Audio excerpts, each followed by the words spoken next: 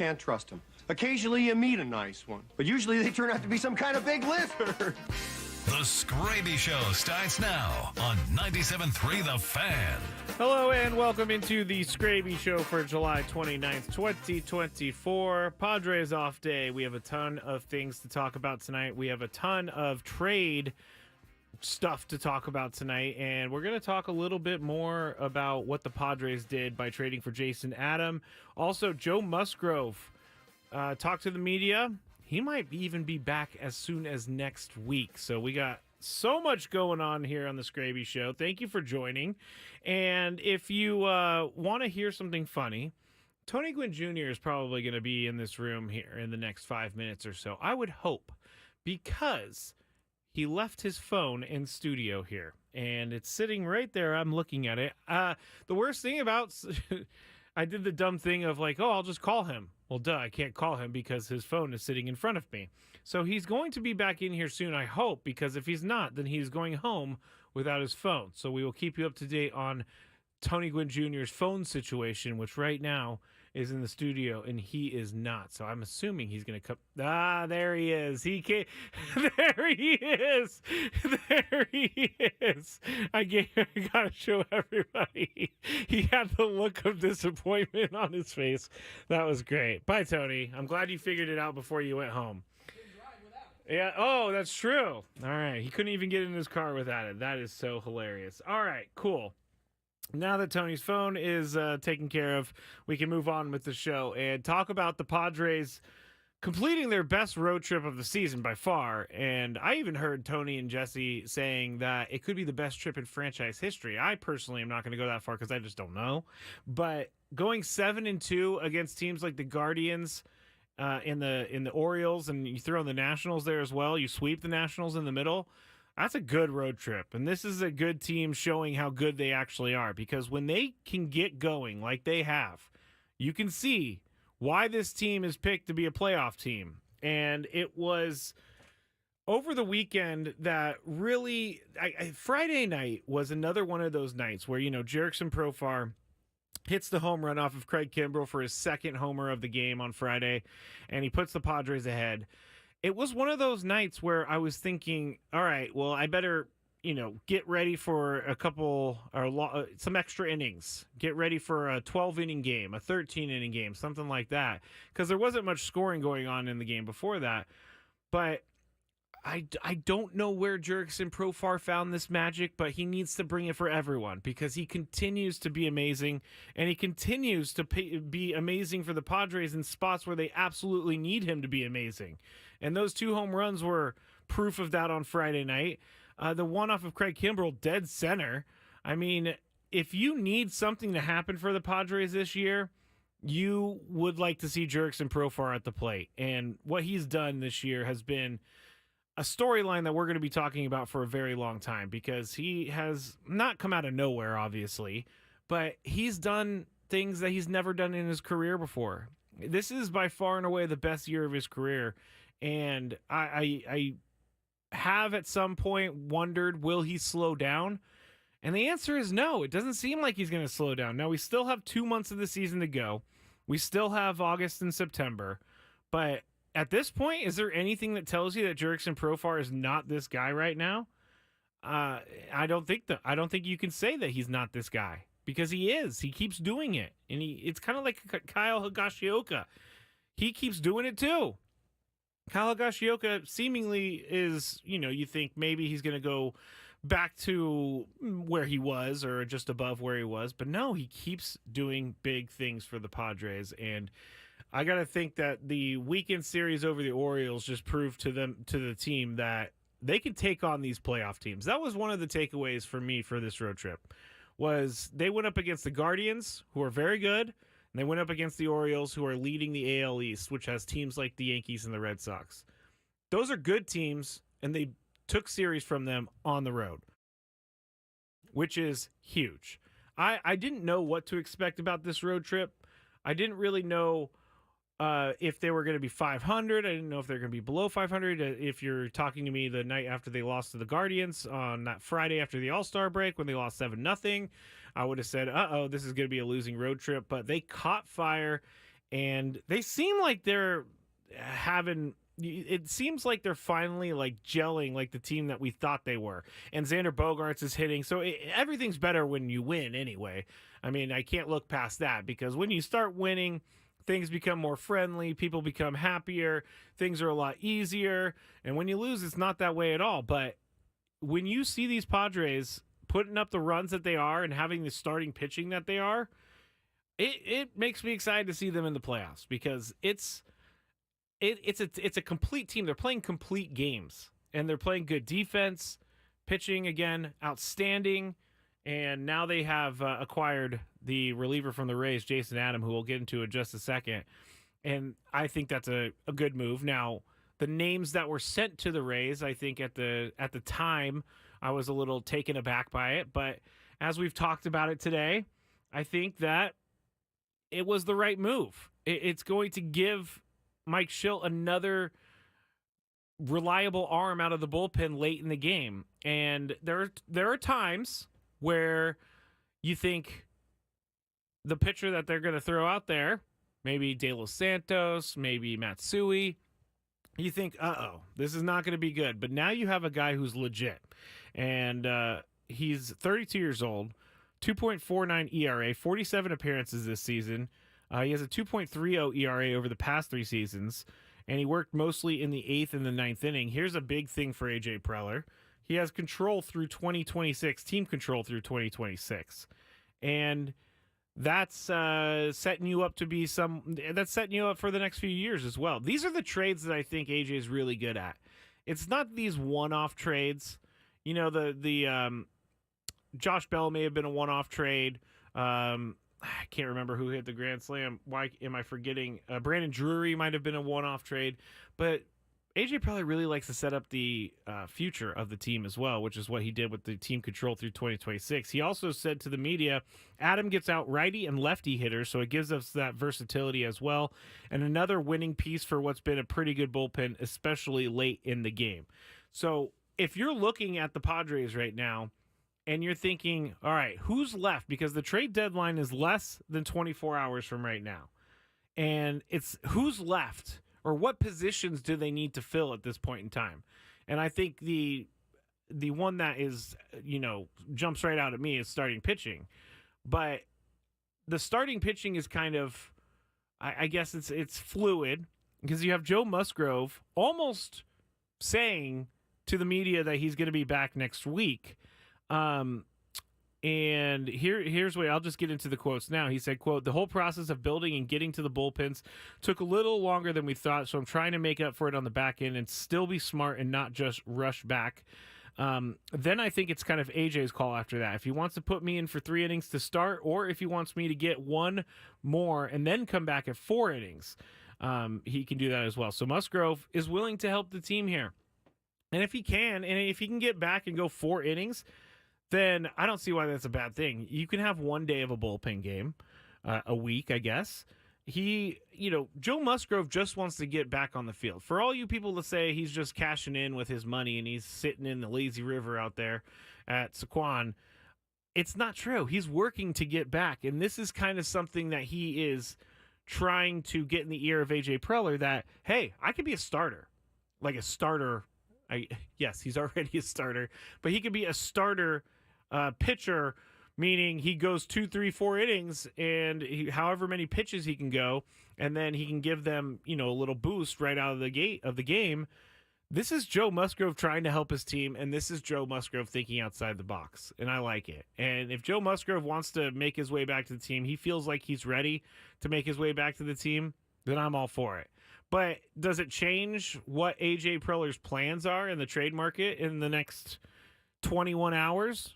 No, I don't think it does at all, because A.J. Preller is never going to not trade for pitching. A.J. Preller has said it millions of times, and he even said it in the article I was reading, that it's cliche, but you can never have enough pitching.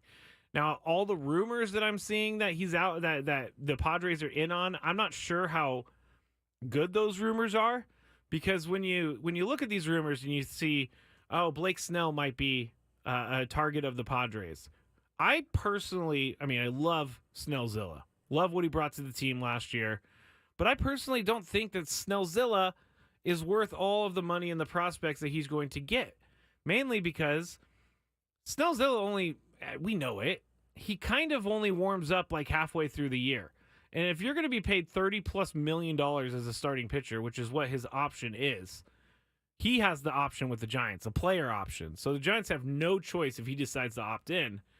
But I just can't see the Padres taking on that salary. However, I was talking to Adam earlier before Gwen and Chris, and I was saying, like, how would they bring in a guy who makes so much money when most of the offseason, all of the offseason was spent shedding payroll? And we came to the conclusion is we can't really answer that question right now because we have no idea what the team's going to do in the offseason in spending. They've reset the luxury tax. I always say that wrong, so I hope I said it right this time. They reset the luxury tax, so now they're below the threshold. They could seemingly go spend again and take on that $30+ million Snellzilla contract. I just don't know that that's what the Padres need right now. And I know this is going to be unpopular with Padres fans who want Snellzilla back, but I just don't think that it helps the team. Yes. But does it help the team long term? No, because you don't know what Blake Snell's going to give you the rest of the year. He's had some good starts, obviously, but I just can't see a world where the Padres are going to trade for Blake Snell when they already had him last year and now he's making lots of money. And if you're going to be paying Blake Snell $30 million a year and we're going to be paying him $30+ million a year next season in 2025, he's got to be good from the get-go. He's got to be good from out the gate. We can't do this thing where he warms up all season. I guess you can, but it's frustrating to watch. And then all of a sudden he's a Cy Young pitcher. I know that there's some good memories there, but I don't know that the situation makes sense for the Padres right now. I don't know that they're looking into those types of contracts to take on. It seems like kind of like what they did with Eniel De Los Santos. They moved out Scott Barlow, who was making good money, and then they brought in De Los Santos, who's making less money, and it helped big time. So I see the Padres taking on those contracts, and I for sure expect for the Padres to be making another trade here. It's probably going to come down at like 7:01 p.m. because that's how it all happens in sports radio. Is trades happen as soon as the sports talk shows are done. But I don't know that they're going to be talking about Blake Snell. I really don't. All right, let's go to the chat real quick. I'm Skraby, by the way. If you want to watch the show, you can. You can go to YouTube, just search 97.3 The Fan for that. You can also go to, Twitch. You can go to my Twitter as well, at Matt Skraby. Twitch is 97.3 The Fan. Facebook is not working for some reason. I'm not sure. Everybody is saying my man in the chat because of a story that I told earlier where I met up with a listener who was very nice, who worked at a golf course and saw my name with a gift card on it, so contacted me, and I went up to them and I called them the wrong name. And so Chris and Tony told me, just start calling people my man when you don't know their name. So that was a story from earlier. If you want to hear that, go back to 5 p.m. But we got a lot of people chatting here about the trade deadline, about the Padres. We got Rod, we got Welsh Fryer all the way from Wales. We got Dan, we got Sammy Lev's new emoji. We got M. McKee. We have Greasy. We have Ira. We have, let's see who else we got in here. I'm missing some names. I know that. But if you're in the chat and I missed your name, I'm sorry. Didn't mean to do it on purpose. Johnny's there as well. But if you have any thoughts about what the Padres are going to do, chat with us or chat with me. Tell me what you think is going to happen. Do you think they're going to bring in Blake Snell? I personally don't think that. Do you think that Joe Musgrove is going to come back next week? I personally think if Joe says it, it's a great possibility. So we got a lot to talk about tonight. We also have, the White Sox. They've set some records. I want to talk about Garrett Crochet a little bit, and then the Olympics. Have they lost power in your eyes? Like, is it a must-watch thing now? Because to me, it kind of has, and I'll tell you why a little bit later on here in the Skraby Show. Thanks to everyone who is joining me, If you, again, would like to watch, just go to YouTube, search 97.3 The Fan. You'll find it. When we get back, more talk about Jason Adam, also Olympic talk, and then I have it's not an announcement. It's just a little reminder about Scrabinator Game 2. So all of that is next on 97.3 The Fan.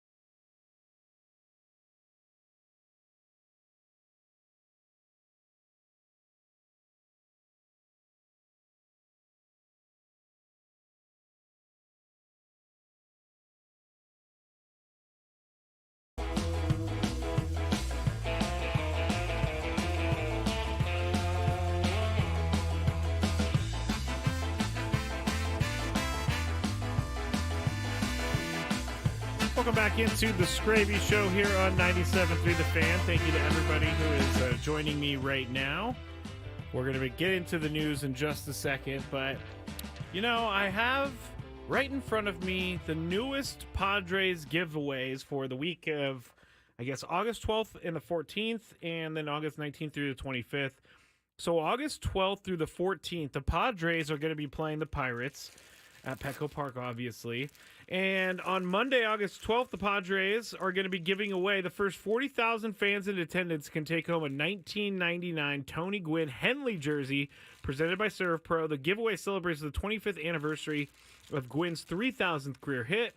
Jersey is available in 5 sizes while supplies last. You can get there early, 90 minutes before first pitch. But here I'm putting it into, it's not going to really look good in this bag.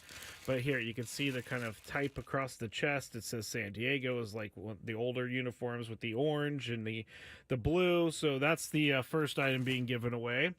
Now on the, let's see here. I just want to make sure I get this right so I'm not telling people the wrong things. August 19th through the 21st is going to be a Manny Machado collectible pin presented by Canels. Here you go for that one. And on Tuesday, August 20th, the Padres are going to host the Twins at 6:40. The first 40,000 fans in attendance can take home a Manny Machado collectible pin. Pin features Manny decked in his City Connect gear and features himself blowing a bubble. This is a collectible pin which comes in a sealed trading card style box. You can learn more at padres.com/giveaways. Now on my sheet, it does not tell me, looking on the back, it does not tell me anything about this Ha-Seong Kim Gold Glove bobblehead. I forget which day it is.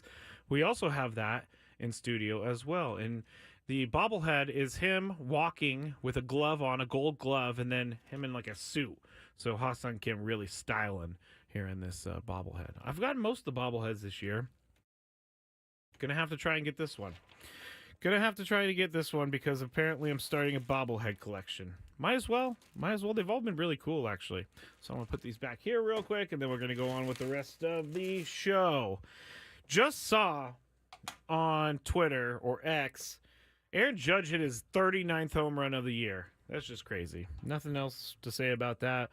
Other than that, it is crazy.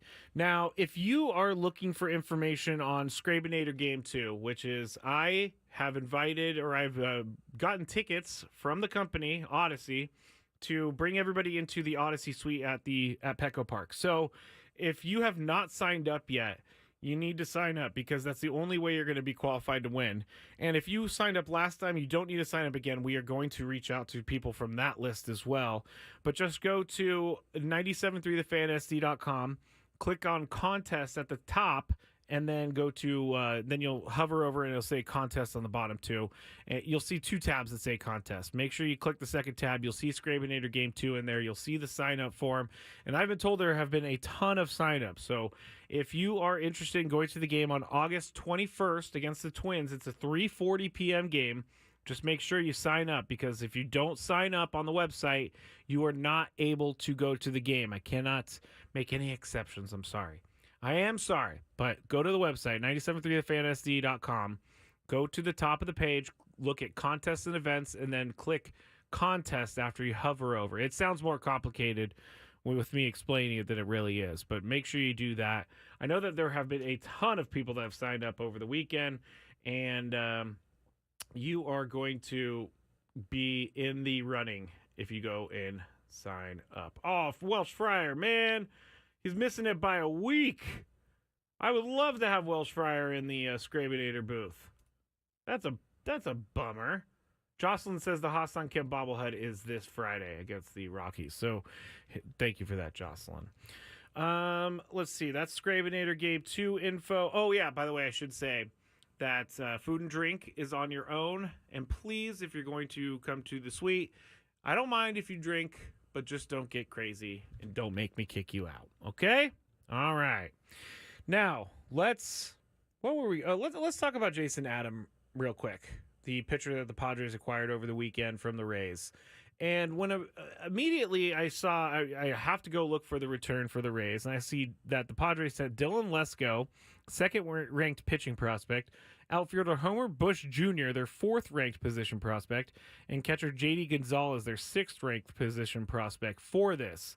Now, the Adam has been very good, 2.49 ERA in 47 appearances, but I saw a lot of chatter, and I got a lot of questions in my DMs for me to ask Tony and Chris about it, because we've been told this whole time that Dylan Lesko is one of the top pitchers in the system, and so, he's going to be worth a lot on the trade market.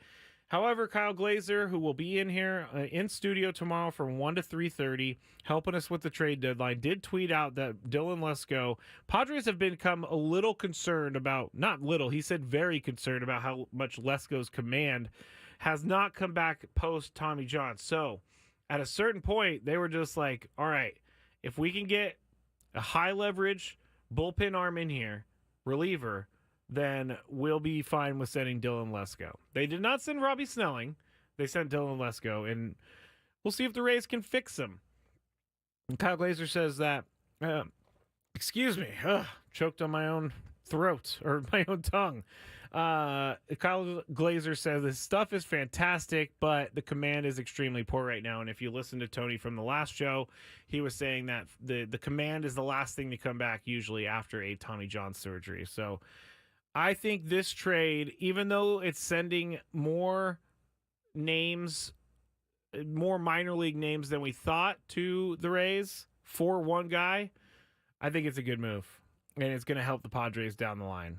It's going to help the Padres be confident when they have a lead late in the game. And if he can come in and just pitch how he's been pitching with the Rays over the last 3-4 years, then that's exactly why they were able to trade Homer Bush Jr. and Dylan Lesko. Why do I keep forgetting his name? I'm hoping I'm not saying that Robbie Snelling. I don't want to say Robbie Snelling because that's not the right name, but I got it right, Dylan Lesko. But here's something that I was, someone put in actually texted me over the weekend, and it's from our fantasy baseball league, and it's from the commissioner of the fantasy baseball league, and he said they got Jason Adam for the same amount they could get Randy Arozarena, because Randy Arozarena was traded to the Mariners, and he was traded relatively cheap to the Mariners, and he's already hit a couple home runs since he's been in Seattle. He actually watched the game, the Rays game, before he left the team. He kind of wanted to give a last hurrah to the Rays, so that was interesting. But Randy Arozarena seems like a good dude. Now, why? Here's the question about why Randy Arozarena. Because the Padres are already dealing. They have an outfield already. They have enough outfielders. They have enough infielders. I don't know that trading for Randy Arozarena, I don't even know if it was on the radar. Maybe it was on the radar, or maybe it wasn't on the radar and they're just looking for pitching like they got. But I don't know that Randy Arozarena would have been a good fit. He is having a tough year. He's hitting 211, or at least when I looked before he left the Rays, he was hitting 211. And this would mean you just displace who? Who do you displace? Well, obviously he's going to play right field until Fernando comes back, if the Padres were to acquire Randy Arozarena. But what happens when Fernando comes back? What do you do with Randy Arozarena? Do you kind of bank on the fact that maybe Jurickson Profar is going to cash in free agency and you might not be able to afford him, and then you keep him for next year so that he can play left or right field? I don't know. But I don't think that the Padres made a mistake by not going after Randy Arozarena, because that's not what they need right now. They need starting pitching, and they got their bullpen guy in Jason Adam, which is going to, again, help them in high leverage situations at the end of games and it's going to make Mike Schilt, feel confident going into the 7th, 8th, 9th inning with a lead, knowing that his guys are going to lock it down. I mean, think about it right now. The Padres only really, Mike Schilt seems like he only really trusts two guys to pitch the last part of the game, and that would be Jeremiah Estrada and then Robert Suarez. But I don't know how much longer you can keep going with the Robert Suarez 4 or 5 out saves. He's been doing it all year, which is awesome. But at the same time, like, this doesn't seem like it's going to end well for the Padres with his arm and the contract that he has. I know that the Padres are doing the right thing by Robert Suarez by not over-tiring his arm, but you got to think at the end of the year when you need Robert Suarez to be his best, he's got to be able to, rest here down the stretch just a little bit, and Jason Adam is going to help him with that. Jason Adam is going to be a guy who's going to be able to close if Robert Suarez is not available. So the second closer has kind of been a guy that is rotated throughout the season. You had Jeremiah Estrada becoming a second closer in a way, but Jason Adam is a legit second closer and a legit eighth inning guy. And I'm looking forward to seeing him in a Padres uniform because it will make me feel better about everything when they go into, the ninth inning with a 2-run lead or eighth inning with a 2-run lead. It's going to make me feel a little bit better because sometimes I get a little nervous. Jocelyn says, whoa. When is the second Skrabinator night? It is August 21st. So, again, you need to go and sign up on the website, 973thefansd.com. All right. Let's talk about the Olympics on the other side because I feel like the Olympics are just they're not the same. And I kind of have a reason for it, but I don't really know. I want to get your opinions out there. Like right now I'm watching a horse jumping. I know it's called something else, equestrian, but I've never watched horse jumping. I'm just going to call it horse jumping. I've never watched horse jumping before, but I'm watching horse jumping right now and I'm really into it. And it's only once every 4 years for the Summer Olympics and obviously the Winter Olympics that you get into these crazy sports like gymnastics and like breakdancing, skateboarding. I guess skateboarding's not a crazy one, but you get what I'm trying to say is that you watch these things during the Olympics, but I don't feel the draw that I used to. I don't really understand or I don't really know why as I get older I'm not as into the Olympics. So we're going to discuss that on the other side. Any other sort of Padres topics? Actually, there's some audio I want to play for you as well. So when we get back, more Padres and Olympics talk on 97.3 The Fan.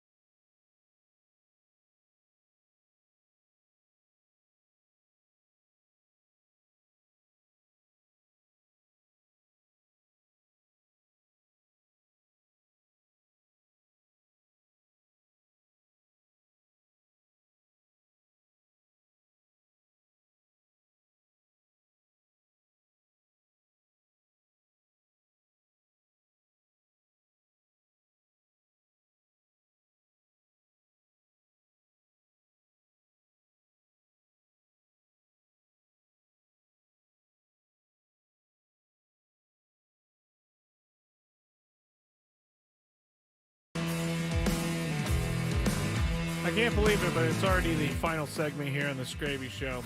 It's been a very fun day on 97.3 The Fan. Thank you to everybody who always supports us on the chat, on YouTube, and everywhere in between. We wouldn't be anything without you all, and I really do appreciate you for being someone who... I just clicked the thing onto the screen while I'm talking about that, and everybody probably saw it. Anyway, I appreciate everybody for always being so lively here in the chat. It really does give me some energy, I have to say. Some days I'm like, uh-oh, what am I going to do for the next hour? But the chat's always got my back. Always got my back. I wanted to start with, this is Skraby here, by the way, on the Skraby Show, 97.3 The Fan.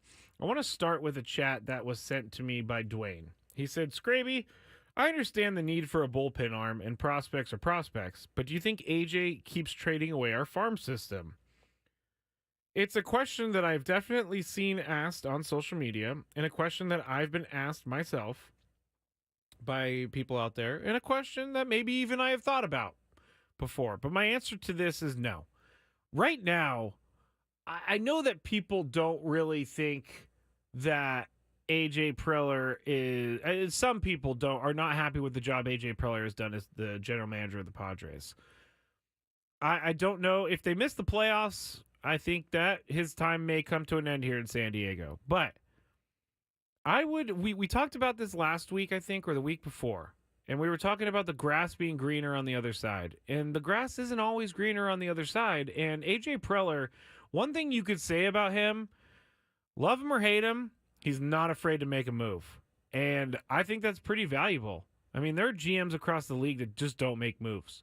There are GMs that just, stay status quo. That's not what AJ Preller wants to do. And so I would maybe caution people to be excited about the possibility that AJ Preller would not be the Padres general manager after this year. Because on the other side, what happens if AJ Preller is let go by the team? What happens? Yes, they're going to bring in a new general manager, obviously. But what is that general manager going to do? Are we all ready for like a rebuild? Sounds crazy to say, but are we ready for that as fans? I don't think so. And I'm not saying that AJ should keep his job just because he's been there. I'm saying AJ, if they bring in another GM, there's a strong possibility that GM is going to change the core of this team. Now, he's going to have some trouble with moving some of those contracts, Xander Bogaerts, things like that, Darvish maybe. But I would really think that the Padres, I would really think that it would be a step back for this organization if they were to start over. Now, there's a couple GMs out there, and Tony and I were talking about this in the break, and he said the Phillies GM, Dave Dombrowski, he's a guy who can tear it down and rebuild it just as fast as he tears it down. We're in the window right now. We're in the window, and I don't believe that it's the right move to start over at this point. And not that they're going to start over. Obviously, you build around the team that you have. But there are going to be certain guys that new GM doesn't want. There are going to be certain guys that new there's going to be certain ways that the team has been built that the GM doesn't agree with possibly. And I just don't know I'm ready for that. And again, it's a tough thing because AJ he can't keep his job just because he is there. But I still don't really know that he's done a terrible enough job to be let go after this year. I really don't. And the reason is we've had fun things to talk about in the last 5 years, and that's mainly because AJ Preller has brought a lot of big-name players to town. And I know they missed the playoffs last year, but and there were some criticisms of AJ last year, like he didn't make the bench as strong as the bench usually, or the bench needed to be last year. There were some, at the trade deadline, there weren't big moves made, which was kind of expected. So maybe there was a little bit of AJ's fingerprints on last year's collapse. Not collapse, but last year's missing the playoffs. This year, I feel like he's done everything that he can to make this a winning team. And he's made the trades so far this year, and he's made the signings so far this year that has put the team to where they're at today. It's easy to forget that he did trade for Dylan Cease before the year. It's easy to forget that he did acquire Luis Ariz early in the year, and the Marlins paid for a lot of his salary. It's easy to forget all those things. And I just don't know that now is the right time to change the direction of where everybody's going. Kelly says AJ isn't to blame when the players don't produce. I agree, but that's not what I hear on my DMs. Dan says an AJ I trust. Rod, AJ equals duh man. I appreciate you spelling it D-A. Richard says AJ rebuilds the farm as well. He does rebuild the farm, and then he gets rid of them, which is fine, because that's what prospects are prospects. I don't think, because I've heard this theory, and it's a conspiracy theory, that AJ Preller is just trading all the prospects because he doesn't think he's going to be here next year, so it's his final stand. I don't believe that at all. Juan says, for a season where you are handcuffed to a limited budget, he has done amazing. Good point, Juan. Very, very good point, because keep in mind, they cut like almost $100 million off of this payroll. I almost swore because it's that big of a number. And he's done a really, really good job bringing in the Donovan Solanos, the David Peraltas, and then some of the other guys throughout the year that have done spot things. I think he's done a good job. I didn't mean to go on an AJ Preller rant right there, but it just happened because, Dwayne had a question on the chat. But I've been thinking that for a long time. I know other Padres fans think that way, but there are the Padres fans out there that want nothing to do with AJ Preller. And hey, that is your opinion. I'm not going to stand in your way. Now to the Olympics. Let me get my Olympic music. Oh, man, I went the wrong way. Okay, here it is.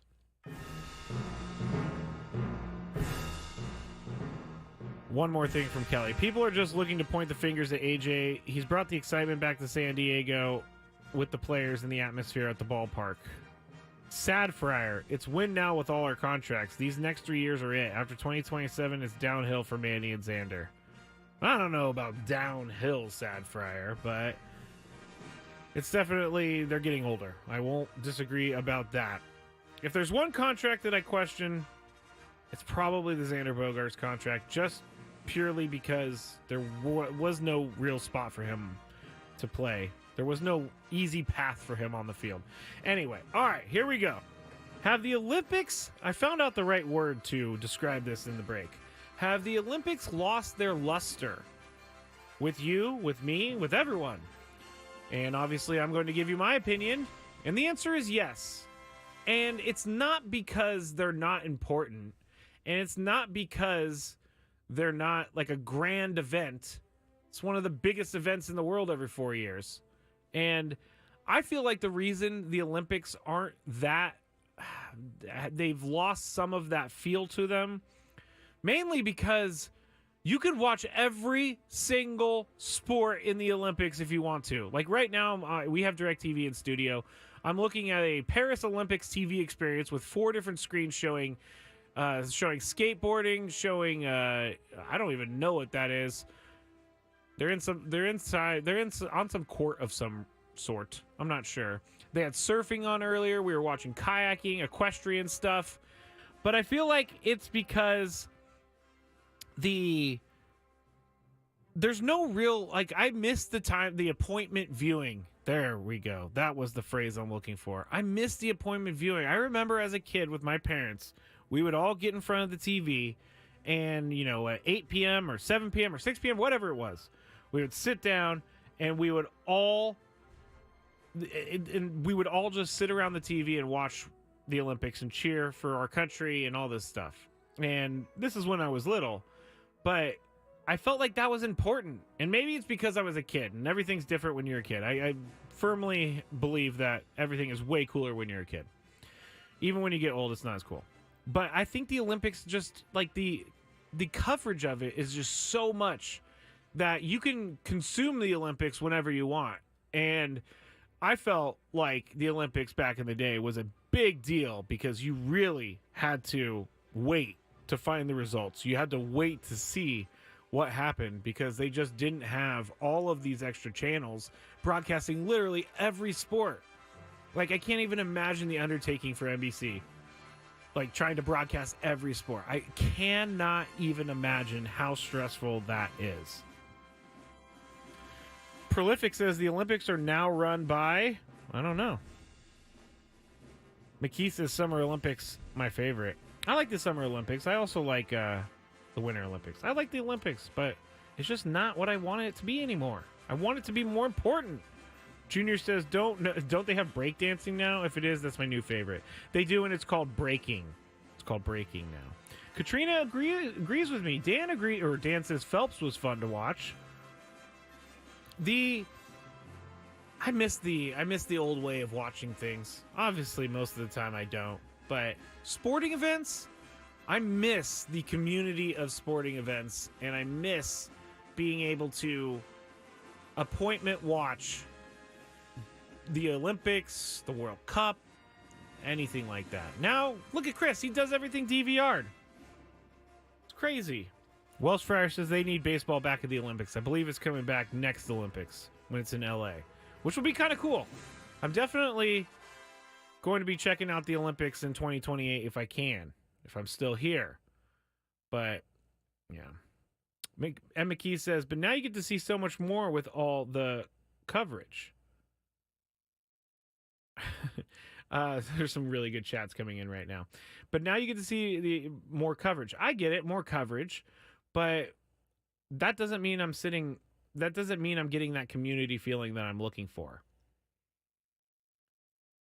They have actually on Peacock, they have like a red zone type of thing, but it's called like Gold Zone or something. And I was watching that earlier. Definitely not as good as what Scott Hansen can pull off. Trust me. Let's see. Melvin says, we just need new events like who can give the best daily gripes and such. That would be great. And I would love to be a judge for the best daily gripes. Junior also says, Skraby, Boomer Ello is rubbing off on you. I don't know about that. Boomer Ello. Ooh, another pitcher off the board.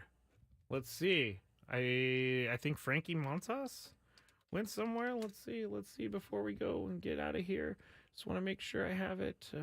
Brewers to acquire Frankie Montas. Yes, that is going to happen according to reports from Mark Feinsand. So one of those deals that we could break down. But another starting pitcher off the board. And starting pitching is becoming a little shallow. I'm curious to see if anything happens here at 7:01 or even tomorrow morning or even before the deadline. But that's what we're going to be here for all day tomorrow. And we're going to be with Kyle Glazer from 1 to 3:30. And so he's going to be with Annie and Elston from 1 to 2, and he's going to be with us from 2 to 3:30. But there's going to be a lot of interest tomorrow from all Padres fans because I'm looking to see them bring in someone not big, but Jason Adam was the perfect guy to bring in because he wasn't the biggest name in the world, but he can just do his job. Now, did he cost too much? He probably cost a little too much, but that shows you how many other teams were out there trying to acquire Jason Adam. The Padres had to put down a big old trade package for him to come back home, or not back home, for the Padres to acquire him from Tampa. All right, let's get into, man, this show goes so fast sometimes. I get going and I can't stop talking, and then all of a sudden it's over. It's over, and I don't have my little thing ready to go, so let me do this. And 1, 2, 3. What's annoying Skraby today? Let's find out. It's time for the Daily Gripe. By the way, I didn't get time to play it, but there's lots of great audio on the fan Twitter page at 97.3 The Fan SD from Xander Bogaerts talking about different things. He basically, I wanted to pass this along. He says they're a good team because of the comebacks that they made on that road trip. And I don't disagree. I thought about that. Comebacks are telling, and comebacks against good teams are very telling. So things are headed in the right direction. My daily gripe was actually going to be what I said earlier about calling a listener the wrong name. But I have to come up with a new daily gripe. And I have to come up with Sorry, Mom, I'm throwing you under the bus. I cannot stand it sometimes. Gotta add those nice words. When my mom does this, she'll be like, hey, I need help with something. And I'll be like, cool. Can we do it in a couple days? Or can we do it later today? Or something like that. Like building something or I don't know. Something. You know what I'm talking about. And she says, yeah, that's cool. It's all good. Then I come back later and say, hey, let's get that thing done. And she says, oh, no, I've already done it. I did it earlier. It drives me nuts. Here's my daily gripe. It drives me absolutely nuts when my mom tells me that she needs my help later or in another day. And then, for some reason, immediately goes and does it and then is like, well, you didn't want to help me. Maybe she doesn't say that. That's me lying to make myself look better. But I cannot stand it. So, Mom, if you're listening, please, I've told you this a million times. If you ask me to do something, I will do it. Don't do it before me. It's infuriating. And then I feel bad. And then you're mad at me. It's all about that stuff. So bad. Ugh. Get the shivs. Get the shivs before I have to handle that again. Anyway, I'm just... Oh, Junior says, maybe it's your mom's gripe when her son doesn't do something when she asked the first time. Okay, that's pretty true. All right, I'm just talking at this point, rambling, flapping my gums. Thank you so much for joining us, everyone, tonight and on the station. Better Woods back tomorrow at 6 a.m. Big trade day here to cover everything. And we'll be with you at 2 p.m. Annie and Elston, 10 a.m. Have a great night, everybody. Enjoy the last 24 hours of the trade deadline. Need to get updated on the latest in the world of sports?